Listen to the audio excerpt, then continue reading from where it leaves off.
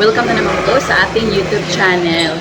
So, ang content natin ngayon guys, bilang isang small YouTuber, small vlogger, isi-share natin yung ating mga experience na makatotohanan, lalong-lalo na sa mga nagbabalak na gumawa ng YouTube channel at sa mga small YouTuber na katulad ko. Content natin or ang topic natin ngayon is paano ba ang tamang attitude bilang isang YouTube vlogger. Alam naman natin na sa panahon ngayon, marami ang nagbablog or marami ang gumagawa ng content. Minsan hindi naman talaga maiwasan yung meron tayong ma-encounter na mga vlogger na hindi akma sa gusto natin or meron tayong napupuna or may mga nakikita tayo na hindi maganda sa kanila, kung ano yung makikita nila sa ibang tao at sasabihin nila kasi very open ko talaga opinion ng mga tao lalo na sa mga actions, mga attitude, paano ba itama yung mga ganong niniwala or ganong attitude or ganong pag-uugali. So bilang isang vlogger guys, dapat maging mabuting halimbawa tayo sa ibang tao.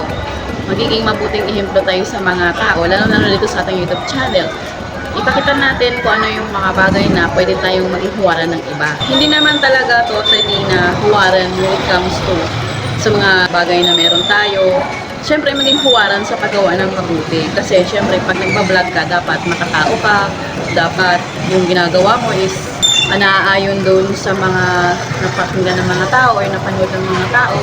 So, kailangan talaga mag-vlog tayo na maayos at maging huwaran tayo ng iba. Iwasan natin yung mag-criticize at i-address natin mabuti lalo na sa mga viewers, i-address natin mabuti kung ano yung mga dapat natin iparating.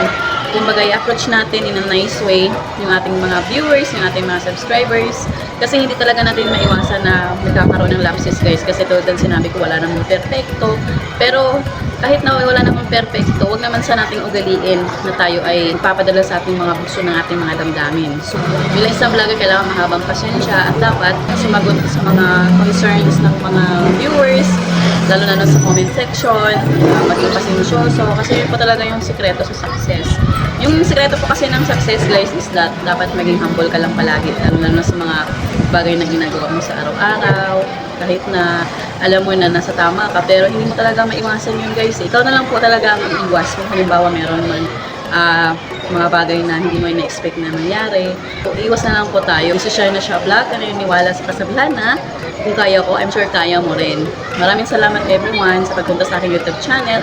Please don't forget to hit the notification bell para kayo updated sa aking panibagong videos na i-upload. Salamat!